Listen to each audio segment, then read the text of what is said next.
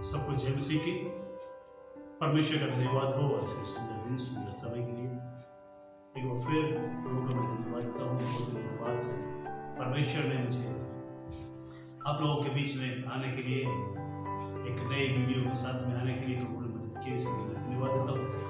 विशेष करके आज मैं बात करना चाहता हूँ कि परमेश्वर का वचन कहता है कि स्वर्ग का राज्य पाने के लिए मन का दीन होना सबसे जरूरी है।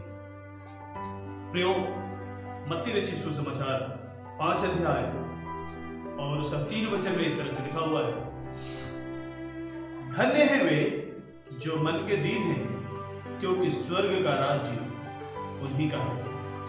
हमें परमेश्वर का वचन कहता है कि धन्य हैं वे जो मन के दीन हैं, क्योंकि स्वर्ग का राज्य उन्हीं का है। प्रियो, स्वर्ग का राज्य पाने के लिए मन का दीन सबसे जरूरी है। दूसरी बात, एक वाक्य पढ़ते हैं जब लूका रचित सुसमाचार के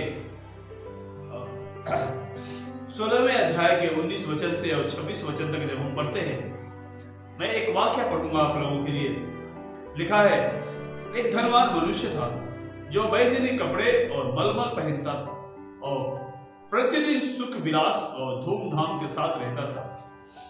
लाजर नाम का एक कंगाल घावों से भरा हुआ उसकी डेवड़ी पर छोड़ दिया जाता था और वह चाहता था कि धनवान की मेज पर की जूठन से अपना पेट भरे, यहाँ तक कि कुत्ते भी आकर उसके घावों को चाटते थे। जी हाँ, मैं ये बताना चाहता हूँ, लाजर जो व्यक्ति था परमेश्वर से डरता था, परमेश्वर की आराधना करता था, परमेश्वर का भय मानता था और वो प्रभु के सामने इतना नम्र था, इतना दीन था, इतना गरीब था कि वो व्यक्ति परमेश्वर के चरणों में बैठने के अलावा और कुछ नहीं जानता था। कुत्ते भी आकर के उसके घाव को चाटते थे और वो मना नहीं कर पाता था। और आगे लिखा हुआ है परमेश्वर के वचन में, ऐसा हुआ कि वह कंगाल मर गया और स्वर्गदूतों ने उसे लेकर अब्राहम की गोद में पहुंचाया। हुआ धनवान भी मरा और गाड़ा गया और अधोलोक में उसने पीड़ा में पड़े हुए अपनी आंखें उठाई और दूर से अब्राहम की गोद में लाजर को देखा। तब उसने पुकार कर कहा, हे पिता अब्राहम, मुझ पर दया करके लाजर को भेज दे ताकि वह अपनी उंगली का सिरा पानी में भिगोकर मेरी जीभ को ठंडी करे, क्योंकि मैं इस ज्वाला में तड़प रहा हूं। परंतु अब्राहम ने कहा, हे पुत्र, स्मरण कर कि तू अपने जीवन में अच्छी वस्तुएं ले चुका है और वैसे ही लाजर बुरी वस्तुएं, परंतु अब वह यहाँ शांति पा रहा है और तू तड़प रहा है। इन सब बातों को छोड़, हमारे और तुम्हारे बीच एक भारी गड्ढा ठहराया गया है, जो यहाँ से उस पार तुम्हारे पास जाना चाहे वे ना जा सके और ना कोई वहां से इस पार हमारे पास आ सके। आमीन। प्रियो, अगर स्वर्ग राज्य हमें चाहिए, इस दृष्टांत को जब हम पढ़ते हैं तो हम एक ही चीज पाते हैं कि अगर हमें स्वर्ग राज्य चाहिए तो वचन कहता है कि हमें मन का नम्र होना, दीन होना सबसे जरूरी है। मन का दीन होना हमें सबसे जरूरी है। जब हमारा मन दीन हो जाएगा, जब हम प्रभु के सामने दीन बन जाएंगे, प्रार्थना करना शुरू करेंगे, परमेश्वर का वचन कहता है स्वर्ग राज्य हमारा है।